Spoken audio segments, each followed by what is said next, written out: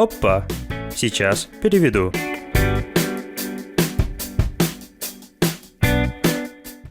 Добрый вечер, дорогие друзья. Это наконец-то случилось. Я перевел реакцию Ричарда и Джонни на песню Diva Dance, и в этом случае мы втроем посмотрели 4 версии, но я перевел 2 версии, потому что, о боже мой, я не знаю, сколько часов я переводил, но это заняло у меня очень много времени. Я перевел половину, и оставшуюся половину я переведу потом, обещаю вам. И, ребята, как вы знаете, я должен быть в кругляшочке в этом видео, чтобы YouTube не удалил мое видео. Я вставлю себя из другого видео, если вы понимаете, о чем я. То есть сейчас я не буду сидеть и смотреть это видео, а просто возьму себя из другого видео и вставлю сюда, если вы понимаете, о чем я. А также огромное спасибо всем тем, кто поддерживает меня. Ребята, я вижу ваши донаты. Огромное вам спасибо. Я указываю имена так и так людей, которые меня поддерживают в закрепленном комментарии. Да, читайте описание. Большое спасибо за то, что вы нажали на это видео. Пожалуйста, ставьте больше лайков, чтобы это видео было рекомендовано другим людям тоже. Пишите комментарии и делитесь этим видео со своими знакомыми и друзьями. Давайте начнем.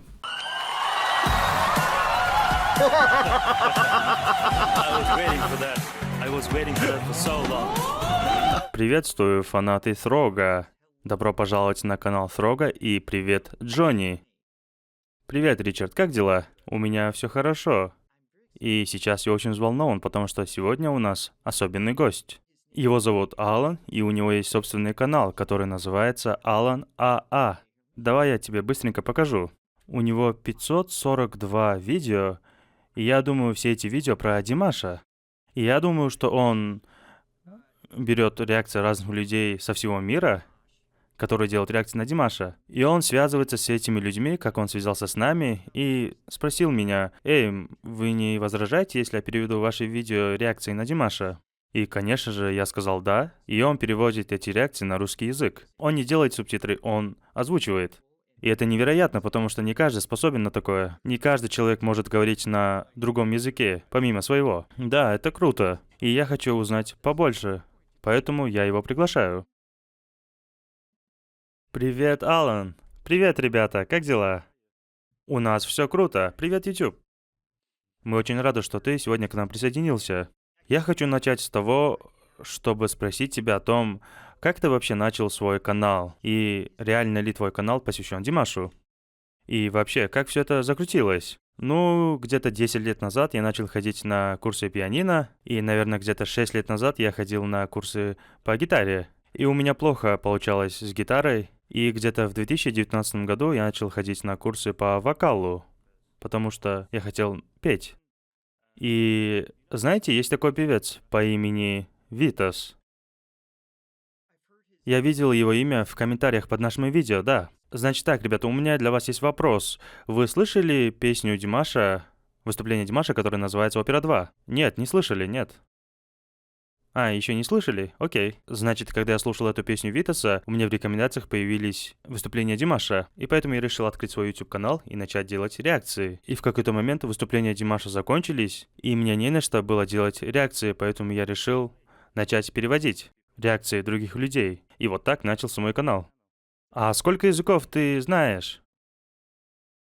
Значит, я узбек, я живу в Центральной Азии, но я живу в Кыргызстане, поэтому я должен говорить на кыргызском. И я говорю на русском, и я выучил английский язык, и я совсем немножечко говорю на немецком. Я был в Германии 3 месяца, я там работал, да. Если бы я и Джонни были в какой-то стране, наверное, за 3 месяца мы научились бы только говорить «привет», бы мы научились словам с буквой «а», и даже в этом случае мы не произнесли бы это слово правильно, да. Мы были в Монтенегро, в Сербии, где-то неделю. И с тех пор я помню одно выражение «досто пиво», которое означает «достаточно пива». И это единственная фраза, которую я помню. И в реальности такое ты никогда бы не сказал, да? Это самое бесполезное выражение, да. Должно быть больше пива. Вы же сказали Словения, да? Нет. Вы сказали Сербия, да. Монтенегро, где-то там. У тебя хороший английский, ты изучила язык в школе или где? Вообще-то нет. Чтобы достичь того уровня, где я нахожусь сейчас, в молодости я очень много плакал, потому что отец заставлял меня учить английский. И я очень сильно благодарен отцу за это. Да, мы тоже благодарны ему за это. Я только что это осознал. Если тебе придется переводить это видео, значит тебе придется переводить самого себя. И обратно на русский, да? Что я думаю, очень круто. Да, я думал об этом перед началом всего этого подобия интервью. Я не знаю, наверное, будет очень странно. Немножко. Если хочешь, мы переведем твою часть этого интервью. Да, мы можем попробовать. Я вставлю свой голос. Пиво. Только одно слово. Пиво. Пиво? Окей. Эту часть интервью для тебя я переведу. И сегодня мы будем делать реакцию на песню, которая присутствует в кино под названием «Пятый элемент». И эта песня называется «Diva Dance». Эту песню просили много раз. И этот фильм вышел когда? В 97-м? 98-м году? Где-то в конце 90-х, да. Тогда я был влюблен в Милу. Да, я тоже. И знаешь что? Я очень сильно любил этот фильм. Я посмотрел этот фильм много раз в кинотеатре, и после этого тоже я много раз смотрел этот фильм. И, конечно же, я помню песню из этого фильма. И, насколько я помню, я смотрел интервью с директором этого фильма и с певицей, оперной певицей, которая спела эту песню, которая изначально спела эту песню. Вначале сказала, что невозможно спеть такую песню. Ну, в принципе, об этом они и говорили. Но директор сказал, что она споет отдельные части, а в остальном они сманипулируют звук на компьютере. Весь смысл этой песни был в том, что эту песню поет инопланетянин, и ее человек не сможет спеть. Нужно как минимум 6 элементов, чтобы спеть такую песню. Да, это правда. И Димаш является этим шестым элементом. Если кто-либо является шестым элементом, то это точно Димаш. Да. В комментариях я видел много запросов, и они советовали разные версии этой песни. Поэтому Бриджит подготовила для нас две версии этой песни, и Алан, ты порекомендовал нам другие версии тоже, да? И в этом видео мы постараемся посмотреть все эти версии. Алан, ты же, наверное, смотрел это видео сотни раз, да? И является ли это видео самой популярной, на которую делают реакцию? Знаете, я думаю, я смотрел это видео больше 100 раз. Ну да, как минимум 100 раз, да? И, ребята, перед началом этой реакции, пожалуйста, не забудьте подписаться, нажать на колокольчик, чтобы не пропускать мои переводы. И да, не забудьте прочитать описание и закрепленные комментарии. Окей, и это видео номер 1, которое называется «Confessa» и «Diva Dance». Это две разные песни в одном выступлении, да? Или как? «Confessa», я думаю, это песня Адриано Челентано. Окей.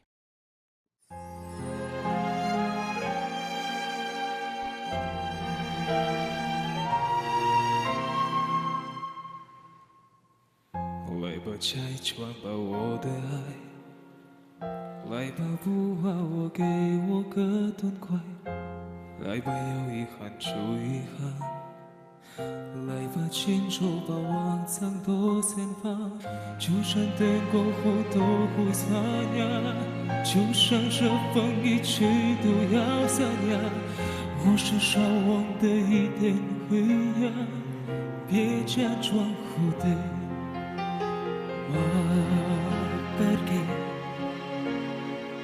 tu sei un'altra donna ma perché tu non sei più tu che mai fate del nostro bene è diventato un freddo brivido le risate le nostre cene scendo ormai irrecuperabili io non sono più il tuo pensiero non sono più il tuo amore vero sono il dolce confondo amaro che non mangi più ma perché Я просто хочу сказать, что последнее видео, которое мы смотрели... А какое видео мы в последний раз смотрели? А, это было там, где было 4 Димаша? Да, да. Знаете, вообще-то я был на этом концерте. А, серьезно? Да, я смотрел все это вживую. Ты был именно на этом концерте, где было 4 Димаша? Да, это был мой самый первый концерт, и это был концерт Димаша. Ты тоже был в замешательстве, как и мы. Знаете, что случилось? Из ниоткуда возьмись начали выходить разные Димаши. Слева, справа. И мы все такие, что происходит? Что происходит? А потом он начал петь разными голосами, и мы все поняли. Ну, как минимум, не только мы были в замешательстве. Да, это было очень круто. То, что я хотел сказать, так это то, что он пел в том же диапазоне, те же ноты в той песне, как и в этой песне, но эти стили, они совсем разные. Здесь он не поет в классическом стиле. Здесь немного чувствуется современный стиль, который вдохновлен поп-жанром. И в этой песне он как бы драматизирует свой вокал, который вы можете услышать в музыкальных театрах. А в классическом пении это звучало бы не так, хотя это те же самые ноты. Он никогда не ошибается, когда переключается между разными стилями. Он осознанно поет именно таким образом, каким он хочет. Он никогда не поет как бы на дефолте. Он поет так, как он хочет преподнести нам песню. И я это нахожу очень интересным. Это, наверное, самый сдержанный Димаш, которого мы когда-либо услышим в плане диапазона, да? Yeah, to stay in and out. Tu sei un'altra donna, ma perché tu non sei più tu, ma perché donna detto prima chi non ama non sarà amato mai.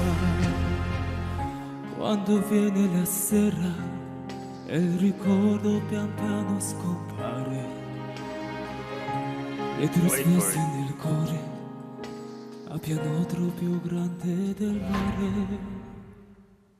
Più grande del mare.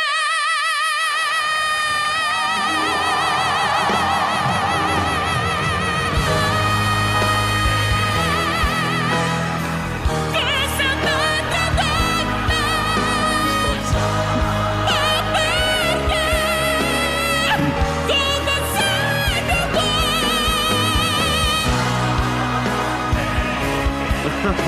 man.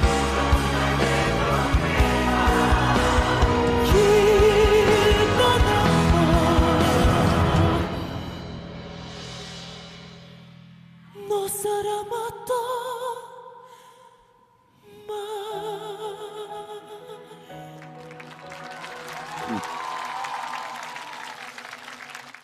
Когда артист делает такое, ты знаешь, что что-то грядет. И я уверен, что ты делаешь то же самое на сцене, да, Джонни? Я как бы знаю, зачем ты это делаешь, но, пожалуйста, объясни другим, зачем ты это делаешь. Значит, я делаю такое на сцене и в студии тоже. И причина, по которой я это делаю, в нынешнее время у большинства людей есть ушные мониторы, да? И люди, которые не являются музыкантами, они могут подумать, что мы все слышим, да, но это как бы другой тип слышания, понимаете? Есть какое-то синтетическое качество этого звука, понимаете? И вы как бы не слышите естественные резонации звука или звук комнаты. И я люблю эту естественную резонацию звука. Я люблю это ощущение.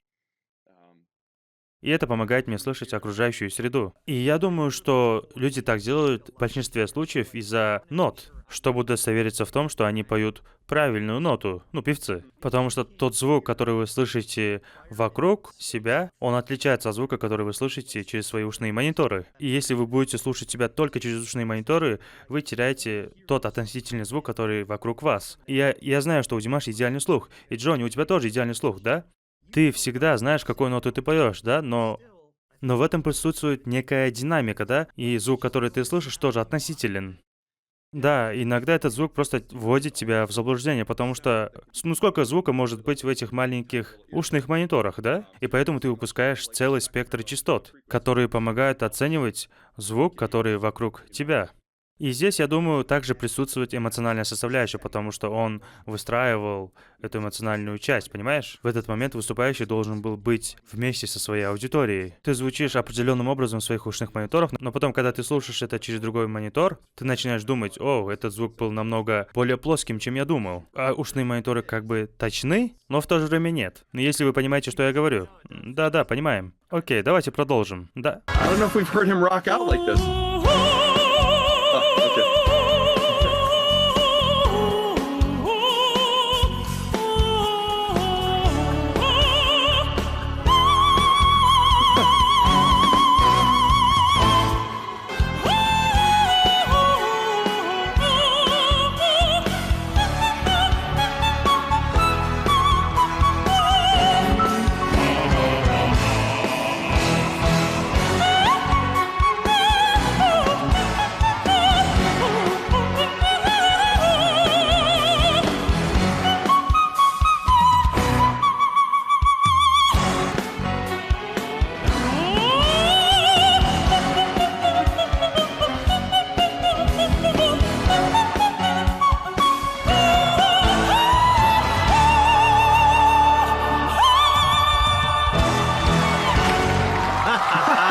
Да, это было так весело. Чтобы быть таким точным в этих высоких нотах и в стаккато, да, и он немножечко изменил эту песню. Прошло немало времени с тех пор, как я слышал оригинал, но я помню, что там был какой-то ран с верхних нот в нижние. А здесь он сделал стаккато, и поэтому мне очень интересно, что он сделал в другом своем выступлении. Да, это нисходящая хроматика на полтона. Starts in the F sharp. Но потом он же как бы прыгнул вниз. Я не помню, на какую ноту. Нам надо послушать еще раз, чтобы вспомнить. Но он же спрыгнул на 2 октавы вниз, да? И это было несколько раз. И он был так точен в этих прыжках. И это очень невероятная вещь, когда кто-либо делает такое.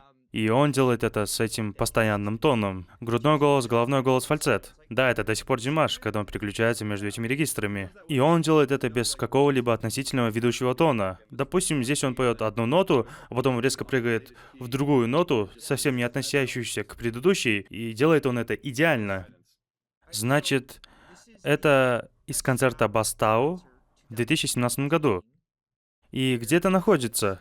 Я думаю, Бастау находится на его родине, в Казахстане. Насколько я помню, он сделал очень большой и масштабный концерт 3 или 4 месяца спустя после того, как он стал популярным в Китае.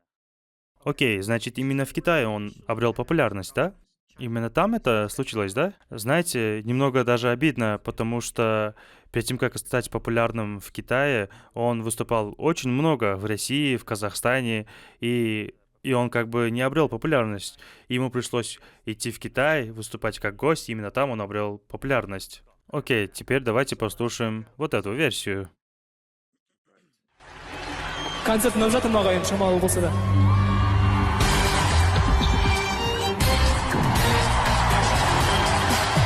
Значит, многое для него изменилось с последнего видео, да? Да.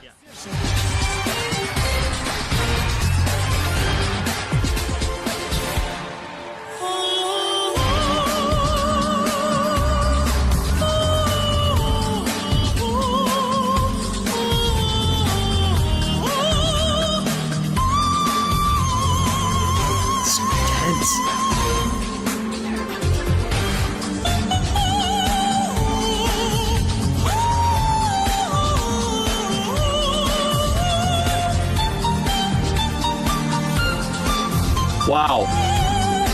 Oh man. Окей, давай быстренько. Что это были за ноты? С каких на... Какие ноты он прыгает? Можешь поставить еще раз? Да-да.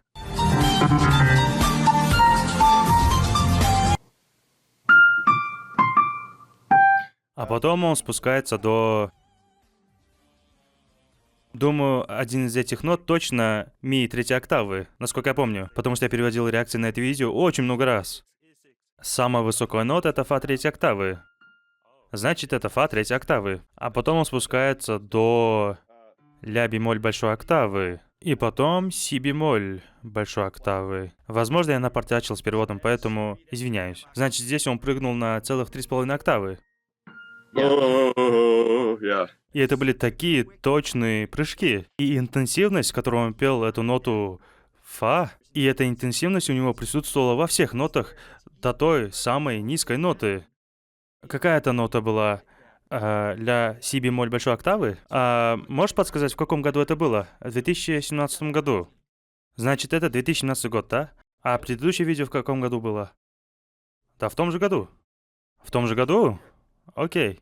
Я говорю, потому что эта версия звучит намного более гладко, более идеально, я бы сказал. Он как бы усовершенствовал, понимаешь? Я думаю, это из-за того, что когда он поехал в Китай, там он выступал как гость. И это было соревнование. И поэтому я думаю, что там у него был стресс и напряг. А здесь это его собственный концерт. Он расслаблен, ему не надо ни с кем соревноваться. Наверное, из-за того, что я считаю его суперчеловеком, идея того, что он нервничает, как-то не укладывается в моей голове. Да, такое точно повлияет на твой голос и как ты чувствуешь. Да, это все так круто.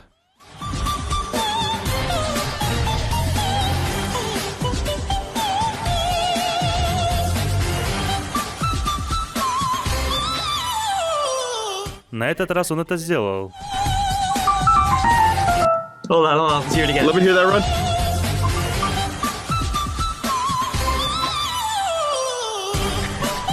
Это так круто! Я помню эту часть из оригинальной песни, поэтому я ждал именно вот эту часть этой песни. Понимаете, это просто так... так ловко.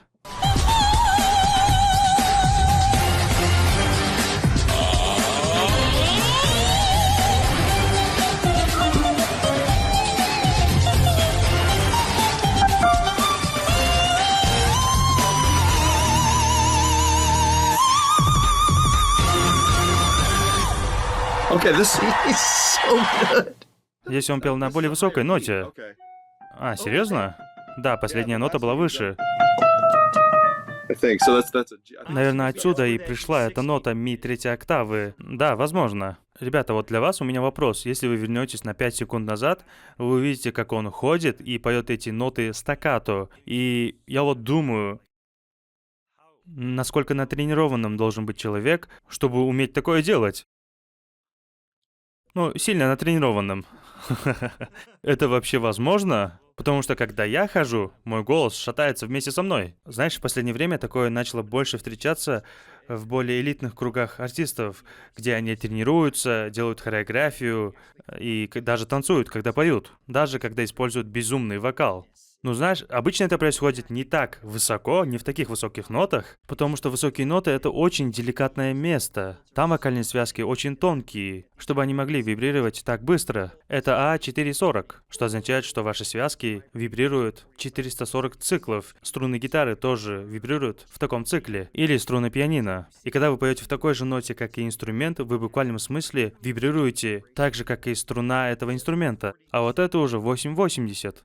А это уже 1160. И значит, связки вибрируют так быстро на фа третьей октаве, что даже такие маленькие движения, как, ну, допустим, просто ходить, как ты сказал, даже вот маленькая вибрация твоего тела может просто прервать частоту, на которой вибрируют твои связки, потому что меняется давление воздуха против твоих вокальных связок, и поэтому я бы сказал, что это навык.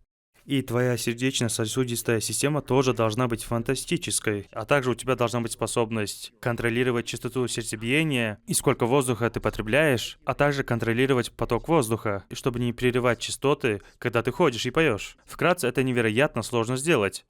Но это является стандартом для большинства артистов на элитном уровне. Просто они это делают на одну октаву ниже. А Димаш просто добавил одну октаву к тому же принципу. Yeah. Wow. Just throw us an extra note. Ah.